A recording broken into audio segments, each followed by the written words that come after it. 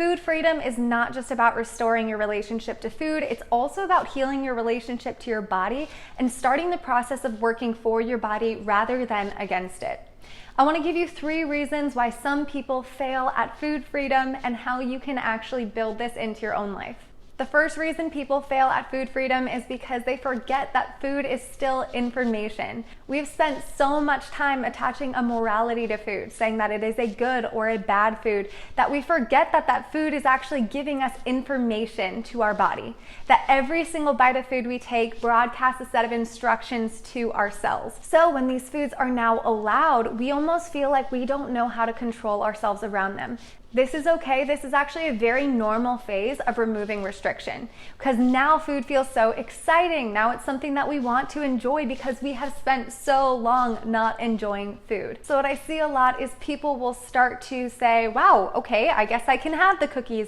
And they'll start to have the cookies every single day, multiple times a day, and they'll find that they actually don't feel physically great. And if you're not feeling physically great, then that food is not actually serving you the way that it could be. And like I said, this is usually a phase, the same way that when you buy that new shirt, you wear it over and over and over and over again until you realize it's really not that exciting of a shirt. That's what happens with our food. If you are faithful with this process, you will find that it really isn't that exciting to have mac and cheese all the time, because when food is constantly permissible, it doesn't need to be had in these great amounts. You're gonna feel so much more in control around food. So that first mistake that I see all the time is feeling insecure around food because we don't even know what to believe or relearn about food. We don't understand that it's information to our bodies, and we don't understand that there may be a phase where we feel a little bit out of control. By the way, if you are in that phase of uncertainty right now around food and frustration around, okay, well, what does it look like to feel good with the food that I'm eating? Please work with someone, please work with a nutrition professional or one of the coaches we have that are certified at Keep Your Plants On. Mistake number 2 is we just are establishing a new enemy. For example, in the past, you have been using your body as the enemy. That's what diet culture teaches, that your body is the enemy and you have to work to overcome all of these cravings that you naturally have. You are supposed to restrict all of these things.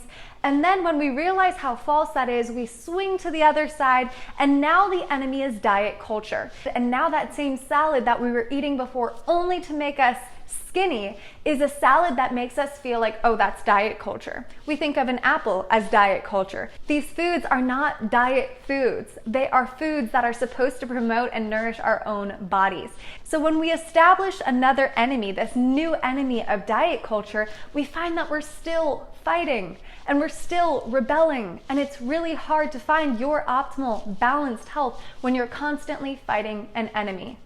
That enemy used to be your body. Now we've established it, diet culture. Stop fighting an enemy and just take a step back and think about what you want your health to look like without all the labels. The third reason why I see a lot of people failing at food freedom is they do so in isolation. And think about the same cycles that were frustrating you before with your relationship to food, your relationship to your body. All of those cycles thrive if you're isolated.